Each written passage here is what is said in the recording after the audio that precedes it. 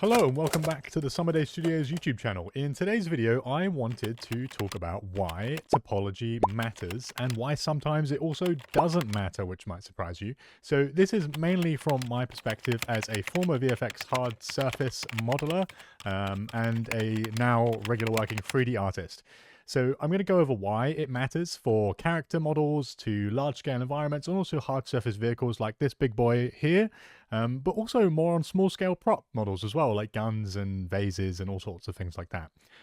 So topology is kind of sometimes in this community online, a hotly debated subject in 3D modeling, and I want to try and dispel some of the misinformation surrounding it, as I see a lot of comments contradicting each other, even in my own comment section, and I want to talk about some of the best practices for modeling and why it's actually really, really important to pay attention to your topology, and also the times where it doesn't matter as much as you might think it does.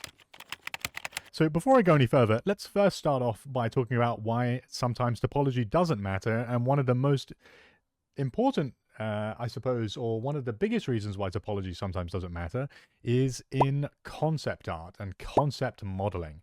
So when you're concepting, you're probably going to be using a lot of booleans, quick modeling techniques, just to quickly smash things together, because the whole point of creating a concept is literally to define the shape, the art direction of something. It's not to create a final working model that you're going to go and rig and animate and texture and render and put in a TV show or a game or something. It's just to define the visual appearance of it, and that's going to become something more, right? It will get remodeled, reworked, iterated upon. And in that case, of course, then topology does not matter, because it's most likely never going to leave your Maya viewport outside of for still renders. Okay, so the topology really doesn't matter. It can be as dense as you want it to be. Oftentimes these meshes, because they are Boolean, they might be created in software like ZBrush, they get, decimated, as in the mesh gets triangulated to quite a high degree. You're not looking at clean quads, especially for character models. You're not going to be seeing nice clean loops around areas that need to deform, like the eyes, underarms and limbs and things like that. So in that case, it doesn't matter so much. And I'd argue that also applies to models that you're just entirely doing for your own sake. If you're not particularly worried about the topology and you just want to create a cool model to look at or to create a still render of, then yeah, sure, the topology doesn't matter. As long as your computer can run it and render it, realistically, the topology doesn't matter, right? Unless you really, really like doing topology for whatever reason. I know some people do, even though it's quite a boring task. It's like UVs, right? You either kind of love it or you hate it. If you want to, then by all means you can, but you certainly don't have to. So one of the things you might realize in me talking about this is that topology is kind of a nuanced subject, and there isn't really a right or wrong answer. The answer really is it depends on the circumstances and the context. So when does topology actually matter? Well, if you're working in or looking to eventually work in, perhaps you're a student in film and TV, visual effects, or a game studio, then topology actually matters a lot. And again, especially for characters, but also for hard surface models and environments as well in ways you might not expect. So let's say you've created a model like this or like this plane, okay? You have to imagine that there's going to be someone else picking this up in the studio, whether that's a texture artist or a rigging artist or an animator, okay? Again, this is especially important on characters around eyes, mouths, and underarms, because those areas need to deform, and if you have all sorts of triangles, then there's probably going to be some weird deformation in those areas, much like how you get pinching on tile surface models when you smooth them. Triangles and n-gons in those areas aren't particularly friendly. You mainly want quads. So in the case of something that's going to deform or animate, good topology is very, very important. It's not quite as important on a mesh like this, where it's not going to deform. But, however, this model will most likely subdivide. So if you're working in a visual effects studio, be it the likes of like ILM, Milk, Framestore, whatever, all of those bigger studios, smaller ones, as well as if you're working in games and you're trying to make a high poly model that you're going to bake down, you're probably going to be working with subdivision surfaces, and this is something we've been talking about in recent videos. So the topology then on your models is important because you're going to need to subdivide those. Okay, A good example of that is this wing, okay? It's quite a curved surface, but you can see that topology takes that into account. There's a higher density. The edges are there that need to be to support these details, but they also terminate so they don't run across the entire mesh, right? If I was to go ahead and subdivide this, it might take a little bit. You can see the mesh stays largely consistent in density. However, if we had edges, running, let's say we didn't terminate these edges, if they were running all the way down here, let's say we had a bunch of extra edges, you can see already that's starting to look quite a bit denser.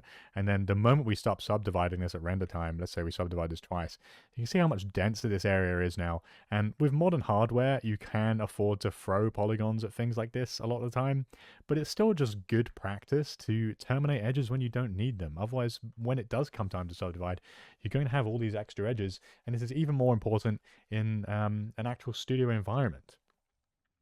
Another time topology is really, really important is when you're looking to get a job as a 3D modeler, okay? Especially so for characters, but also for hard surface. It doesn't really matter what you've modeled. If you've modeled a car, a plane, a tank, a gun, a teapot, right? The recruiter is going to want to see that your topology is good and that you can model cleanly in a way that looks good, okay? In a way that's going to work and coexist within their pipeline. So if that's your goal and you'd like to get into the industry, then absolutely your topology is important and you should definitely focus on that and develop that skill. I think it's one of those things where it's good to know how to create good topology, and then you can break the rules when you need to. If we were looking at something like this, and some people might see this and say, oh, you've got this bizarre edge coming off like this, or, triangles in certain places like over here. Generally, yes, you want to avoid that, but you don't always need to be a complete quad purist either. If I smooth this, it might take a while because the mesh is quite dense, but once that's smoothed, and if I orbit around this point, the triangles don't matter. You can't see any pinching whatsoever. So, and that's mainly because of where it is, okay? It's on a flatter part of this surface, and there's enough mesh around it to support it. So there are times and places where you can break those rules, and that's what I'm getting at. It's important to know how to create good topology so that you know when you can break them for the sake of time, okay? But generally, I think, again, if you're trying to get into the industry, good topology is a must, because people are going to want to see that you can do that, right? And fit within their pipeline, because other people are going to be picking up your work. Right, that's the main differentiator.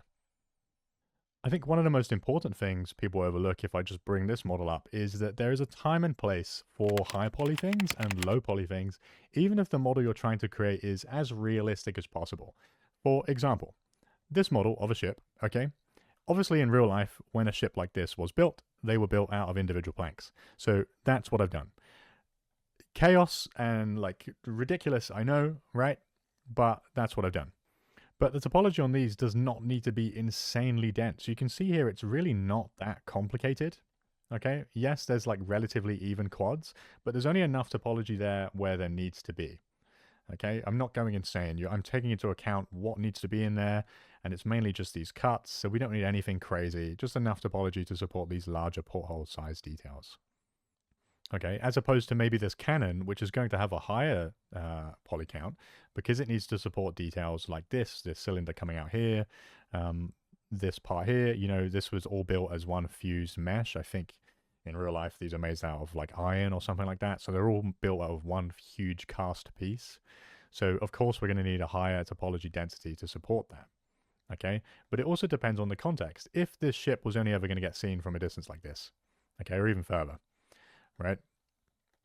We would not need to add individual planks like this. These cannons wouldn't even probably need to have these parts as separate details. This could just be an 8-sided cylinder that like subdivides at render time. Okay, so where your model will be, what it will be used for, that also dictates a lot, dictates the topology and the mesh density quite a lot. Okay, one area I see people making mistakes all the time with topology and mesh density is having objects that are really small, for example, like a toothbrush or a sandwich, having millions of polygons in an environment where the chair, for example, might just have a couple hundred to a couple thousand. It just doesn't make sense. Like I was saying, if we're going to see something from really, really far away, why do you need it to have a bajillion polygons? It just doesn't, it's not necessary. For example, you can see I've done this here.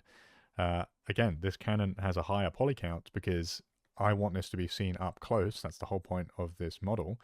But these details here, like the what would you call these? The dangly bits, the metal bits, these hooks hanging beneath this porthole cover, they don't need to be particularly high poly. You can see this is just an 8-sided torus.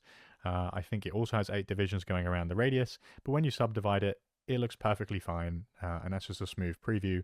And from a distance, can you tell that that's like faceted in any way or is only 8-sided? Not at all. Right? It's only once you start to get closer in that it does. Okay, and it's the same with all of this stuff. Same with these cylinders up here. Same with this rope even. It's all quite simple topology. Okay, it's especially important on things like this net, where things start to get really, really dense. You can see from a distance that just looks fine, like a net, but when we zoom in, it's just basic quads, you know? You'd never know from this distance that that's the case, but once you zoom in, you can see that it is. So my main point here is pay attention to how far away something's going to be and what purpose it will serve. If it's way off in the background, it doesn't need to be high poly, okay? It might not even need to subdivide. But if it's really, really up close and the mesh needs to be quite complicated to support whatever details, then yeah, you're probably going to need a higher poly count. One of the main reasons you don't want to just have a really, really high poly count on everything, even on a much more detailed model like this, is because it's just going to slow down your scene. For example, you know, there are definitely shows that people have worked on, like Pirates of the Caribbean, for example, where they've had to build models like this, and they need to have good topology because these ships are potentially going to be destructible, and when you're simulating things, you need to have parts that are separate. You need a good topology that's going to be able to support that so that these parts can break apart. Okay. But with that being said, you don't want every little thing to be as high density as possible. For example, this interior, you don't need this to be particularly high poly. Like I've got all these cannonballs in here for decoration. But again, you can see these are really quite low res. They don't even need to subdivide. And from a distance, you'd never be able to tell anyway. Okay. Same goes for all this rigging up here, right? These look I guess potentially more complicated, but this is literally just, if I zoom in on this, an 8-sided cylinder with no divisions going along the span. You could probably get away with this even being less. Okay, I don't really like to go down to just a cube, but it could be 6 sides instead of 8, just to save yourself space. But this ship on its own is already nearly a gigabyte just in size of the file. So anything you can do to save yourself some polys is useful, even if you have the resources on your computer to render it. So I suppose the key takeaway from this video, really, if it makes sense at all, which I hope it does, is knowing when you need to pay attention to topology and when you don't. So, like we said, obviously on a curved mesh like this with a lot of complex detail, you're going to need to pay attention to the topology. You're going to need to pay attention to how the edges flow together. Do you have enough density to support, you know, a bunch of details on the underside of the wing like this with all these panels? Okay. Do you have enough edges to flow in to create all these different circles? But there are also times on this aircraft model where you really don't need a particularly high poly count. Right? Like these little details here that make up this sort of hinge on this panel. Again, this is just an 8-sided cylinder, but even without subdividing from this distance, you'd never know. You know, if you're going to go all in and maybe potentially model rivets on the aircraft, then again, I've got these here just represented as some simple 8-sided half-capped cylinders. So a lot of it's just knowing when to pay attention to the topology, when it's really, really important, and when you can kind of step back a little bit and say, no, this just needs to be really, really simple. I don't need to do much with this. We've had some comments on the videos saying, oh, you know, if this is just a static object, why does the topology matter? Well, to some degree, that's true. If we had a high enough mesh density, you could probably just Boolean a lot of this. But I like to model things as if I were going to be using this within a studio environment, just because it saves me time. And also, I think it looks better. You know, especially if I'm going to subdivide this, I want to be able to add bevels to things. You can see that smooths just nice and cleanly without issues. And the reason being is because I took my time to pay attention to the topology. Now I can add bevels without issues, and it just looks more realistic. Is there a way to do this without paying attention to the topology? Yeah, sure. There's definitely loads of different shader tricks you can do to get nice rounded edges where you don't have to add bevels in yourself. But really, it just comes down to you wanting to model like I'm in a studio environment, paying attention to this as if I were going to be passing this on to someone else to work with. And it's just what I know. And I think it is also just good practice. But again, it just comes down to what the context is, sorry, what you're going to be using it for. If you don't ever plan to get a job in a 3D studio as a 3D artist, you know, in an environment where topology might matter, like VFX or game, then you know, none of that matters. You don't need to take any of this advice, and the topology can be whatever the hell you want. As long as the render looks good, it doesn't matter. Your mesh could be hideous, right? So it's just about what your model is going to be used for. That dictates the topology, okay? So this has been a bit more of a conversational, kind of ranty type video. I hope it's been helpful in some way to kind of maybe dispel some disinformation or like clear things up for you about what kind of topology you should be aiming for. I know when I first started, topology was this thing in my mind where I thought, oh no, it has to be absolutely perfect.